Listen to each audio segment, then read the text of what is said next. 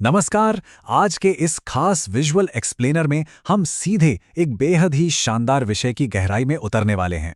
हम मानव शरीर को एक अल्ट्रा एडवांस्ड, आपस में जुड़ी हुई एक विशाल सुपर मशीन के रूप में समझने जा रहे हैं। शरीर का हर हिस्सा, हर अंग कैसे एक दूसरे के साथ बिल्कुल परफेक्ट तालमेल बिठाकर काम करता है। सच मानिए, ये किसी बड़े चमत्कार से कम नहीं है। तो चलिए, बिना किसी देरी के इस अद्भुत यात्रा की शुरुआत करते हैं। आखिर इस बेहतरीन जैविक मशीन को चलाता कौन है? ये एक ऐसा सवाल है जो सच में सोचने पर मजबूर कर देता है। आज हम देखेंगे कि हमारा शरीर कोई एक साधारण मशीन बिल्कुल नहीं है, बल्कि ये अलग अलग फंक्शनल डिपार्टमेंट्स का एक ऐसा समूह है जो बिना रुके, बिना थके एक साथ मिलकर काम करते हैं। इसका हर एक पुर्जा अपने आप में एक मास्टरपीस है। इस पूरी जटिल प्रणाली को समझने के लिए हमने इसे इन मुख्य हिस्सों में बांटा है। 1. इंजन और रक्त प्रवाह। 2. वेंटिलेशन और गैस विनिमय। 3. ईंधन प्रसंस्करण और पाचन। 4. एंडोक्राइन नियंत्रण केंद्र। और अंत में 5. अपशिष्ट निष्पादन और गुर्दे। तो चलिए आगे बढ़ते हैं। भाग 1, इंजन और रक्त प्रवाह। कार्डियोवैस्कुलर सिस्टम हमारे शरीर का मुख्य इंजन और फ्लूइड डायनामिक्स सेंटर है। यहीं से हमारी इस पूरी जैविक मशीन को ऊर्जा और पोषण मिलता है। जरा इस आंकड़े पर गौर करिए। 5 क्वार्ट्स यानी लगभग 4.7 लीटर्स। ये हमारे इस इंजन के विशाल पैमाने को दिखाता है। एक औसत मानव हृदय 1 मिनट में 60 से 100 बार धड़कता है, और सिर्फ उस 1 मिनट के भीतर ही ये लगभग 5 क्वार्ट्स रक्त पंप कर देता है। ये धमनियों के जरिए पूरे शरीर में ऑक्सीजन और पोषक तत्वों की एक निरंतर धारा पहुंचाता रहता है। मतलब ये मशीन कभी ब्रेक नहीं लेती। अब इसके मैकेनिज्म को देखते हैं, जो वाकई बेहद दिलचस्प है। हृदय में कुल 4 कक्ष होते हैं, दायां और बायां एट्रिया और वेंट्रिकल्स। इनमें ट्राइकस्पिड, बाइकस्पिड जिसे मिट्रल भी कहते हैं, पल्मोनरी और एओर्टिक वाल्व्स होते हैं, जो बिल्कुल दरवाजों की तरह काम करते हैं। दाएं एट्रियम में मौजूद एसए नोड हमारा प्राकृतिक पेसमेकर है, जो धड़कन की गति तय करता है। और जब हम ईसीजी देखते हैं तो वो जो सबसे मजबूत इलेक्ट्रिकल सिग्नल दिखता है ना, क्यूआरएस कॉम्प्लेक्स, वो वेंट्रिकुलर डीपोलराइजेशन होता है। और वो जो जानी पहचानी लबडब की आवाज होती है, वो दरअसल इन्हीं एवी और सिमिलुनर वॉल्स के बंद होने से पैदा होती है। इसी फ्लूइड डायनामिक्स के अंदर रक्त प्रणाली में अनुकूलता या कंपैटिबिलिटी का होना बहुत जरूरी है। देखिए, टाइप ओ रक्त प्रकार सर्वदाता यानी यूनिवर्सल डोनर है, जिसका सीधा सा मतलब है कि ये लाल रक्त कोशिकाएं किसी को भी दी जा सकती हैं। वहीं दूसरी तरफ टाइप ए बी प्लस सर्वग्राही यानी यूनिवर्सल रिसिपिएंट है, जो किसी भी प्रकार का रक्त ले सकता है। ये हमारी बॉडी की मशीनरी का एक कमाल का इनबिल्ट बैकअप सिस्टम है। भाग 2, वेंटिलेशन और गैस विनिमय। हमारा श्वसन तंत्र इस मशीन की बेहद महत्वपूर्ण वेंटिलेशन यूनिट के रूप में काम करता है। हवा अंदर लेने पर असली काम होता कहाँ है? ब्रोंकाई तो सिर्फ हवा ले जाने वाले पाइप हैं।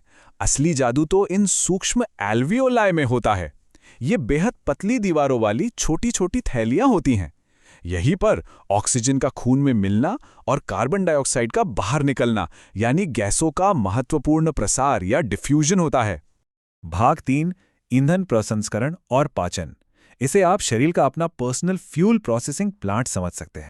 पाचन की पूरी प्रक्रिया बिल्कुल एक असेंबली लाइन की तरह 6 स्टेप्स में काम करती है। खाना अंदर लेने यानी अंतर्ग्रहण से शुरुआत होती है, फिर मिलाना और गति, उसके बाद स्राव, फिर पाचन, आंतों में अवशोषण और अंत में जो बच जाए उसका उत्सर्जन। ये सच में एक पूरी तरह से ऑटोमेटेड फैक्ट्री है।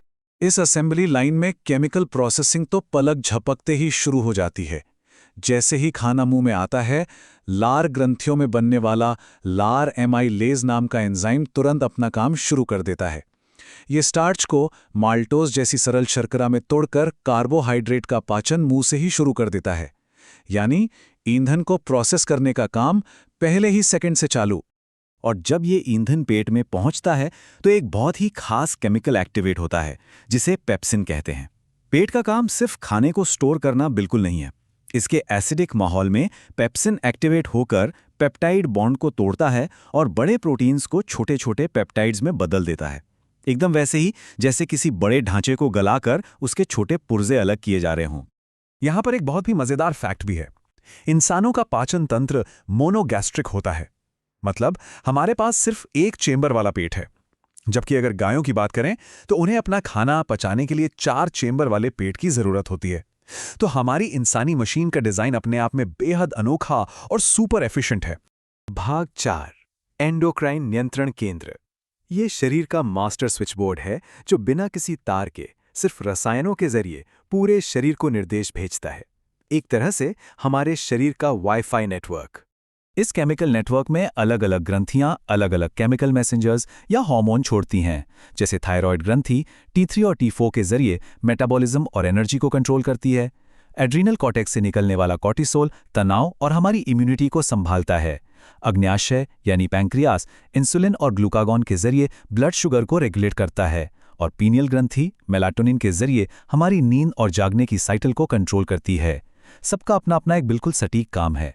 लेकिन इन सब ग्रंथियों का भी एक बॉस होता है, पिट्यूटरी ग्रंथि। ये दिखने में बस एक मटर के दाने जितनी होती है, लेकिन यही मास्टर ग्रंथि है।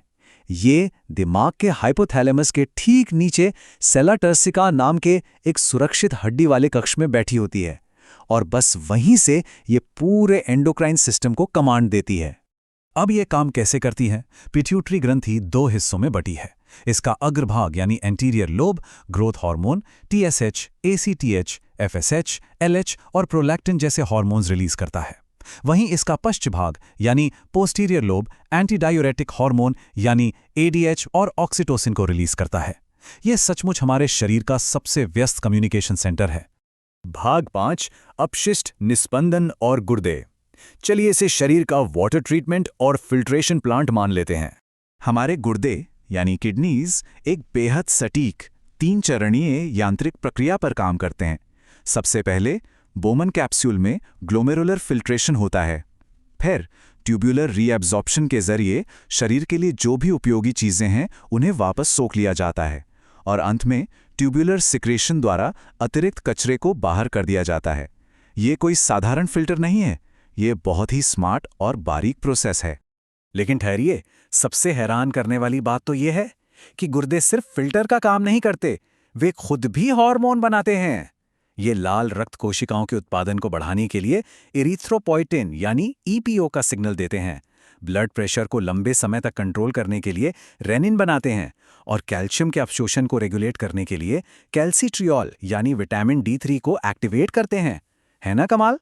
तो हमने देखा कि हमारा हृदय, फेफड़े, पाचन, हार्मोन और गुर्दे कैसे एक साथ एक सिम्फनी की तरह काम करते हैं। अंत में एक बड़ा सवाल जो हम सबको खुद से पूछना चाहिए, जब इस शरीर के अंदर हर सांस, हर धड़कन और हर रासायनिक संकेत इतनी परफेक्शन के साथ सिंक में काम कर रहा है, तो हम अपनी इस बेहतरीन जैविक मशीन को एकदम फिट रखने के लिए रोजाना कौन सी अच्छी आदतें अपना सकते हैं? सही पोषण, अच्छी नींद या फिर थोड़ा व्यायाम? इस बारे में जरूर सोचिएगा। आज के इस एक्सप्लेनर में हमारे साथ जुड़ने के लिए बहुत बहुत धन्यवाद।